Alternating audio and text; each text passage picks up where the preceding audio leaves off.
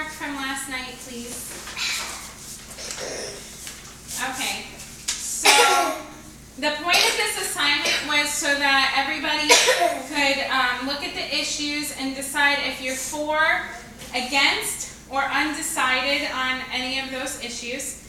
And some of the issues I think that were on the paper were if the working age should be changed to 18, voting age changed to 16, if cell phones should be banned in schools, all stuff that you guys might feel that you can relate to. So going back to whether or not cell phones should be banned in schools, raise your hand if you were for this issue. Okay. Can you give me a reason why, Dora? They're distracting. Okay, very good. Cell phones are very distracting, especially in the older grades. Now, who was against cell phones being banned? Frank? Emergencies. Yes, cell phones nowadays are definitely necessary for emergency situations with everything going on, so that could definitely be a reason why cell phones would not want to be banned. So this week we're going to learn about persuasive essays, so I'm going to pull up a PowerPoint for you.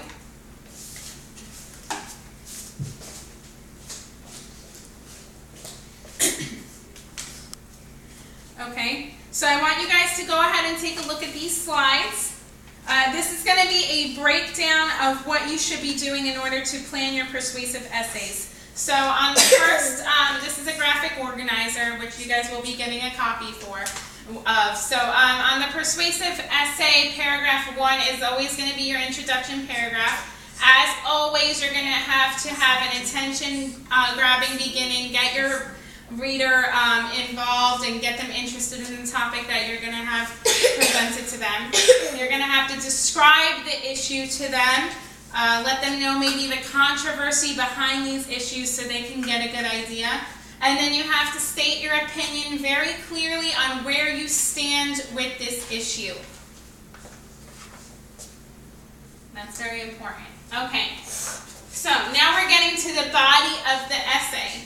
And if we were going with our class as for the ban on cell phones, we can try to fill this out together so you guys can get a basic idea of what you need to do when you're writing your essay on your own. So we already have our first reason that Dora gave us, which is that they're distracting. So what you could do is reason number 1, cell phones are distracting in class. Then you can go to reason number 2. Can anybody give us another reason? Daniela? They can be used to cheat. Very good. Cell phones can be used to cheat, and that's why a lot of the times they ban cell phones during testing periods, so you could put that there. And I need one more reason. Dora, you have another one? It could be used for bullying. Very good, like cyberbullying, anything like that. So what you would do is find 3 supporting reasons that go with your stance on the issue and find statistics, facts, evidence to support your reasoning as to why you feel that way about that issue. So for this, you might want to find some statistics about cyberbullying, how many students have been a victim of it, how many students admit to using their cell phone to cheat on a test, something along those lines. And remember, you're not just stating your opinion, you're trying to persuade an opposing opinion. So that's why the facts and the statistics are so important.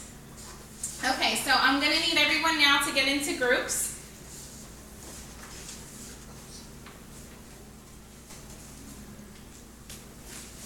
Okay, I'm going to be handing out each person an example of a persuasive essay. So each group is going to have either essay A or essay B. And what we're going to do is first, as a group, you need to decide if this is a good example of a persuasive essay or a bad example. And then you want to go through, you want to write, highlight, circle, take notes, whatever you need to do in order to decide what needs to be improved or what was done well that you might want to try to incorporate into your own essay. So I'll give you a few minutes to go ahead and do that.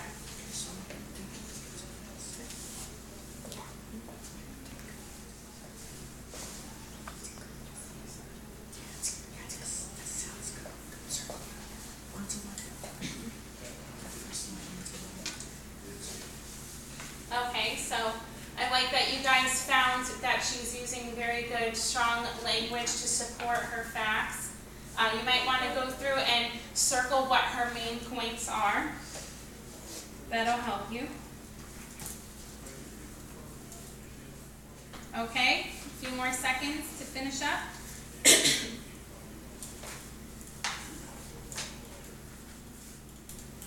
Okay, guys.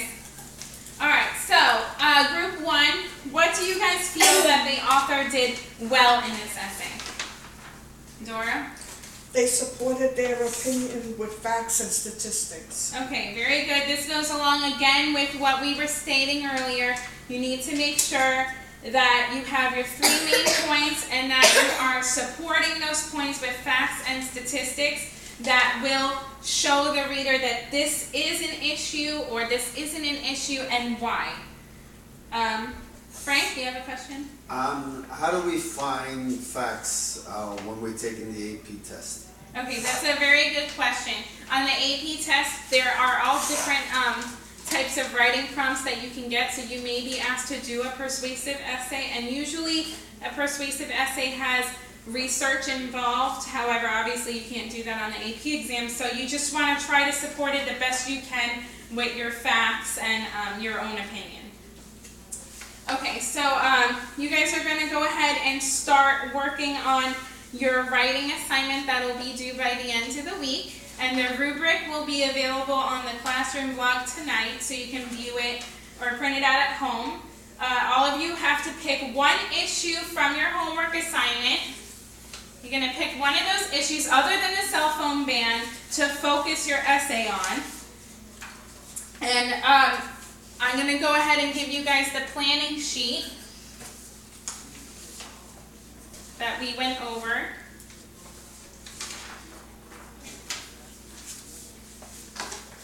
The main thing to remember for this assignment is you need to establish 3 main supporting points, and you need to have at least one fact or statistic to support each of those points in order to get full credit. If you do not have 3 supporting points and facts and statistics for each of them, you will not get full credit. Okay, so you can go ahead and get started on your planning sheet once you know what topic you want.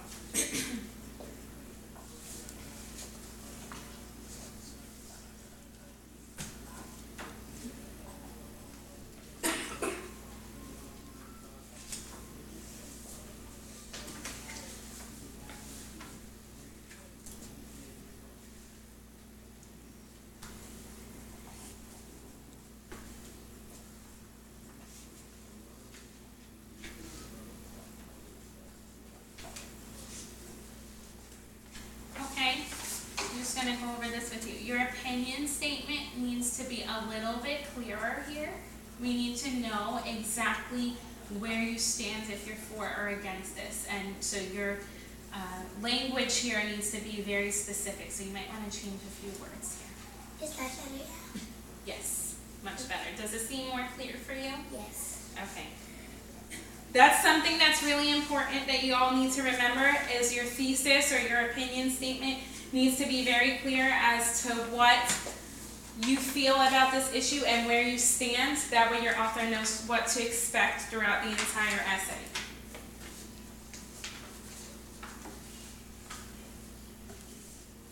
Okay, so if there's any questions you can ask me, or you can continue to work till the end of class and make sure that you bring that completed by Friday.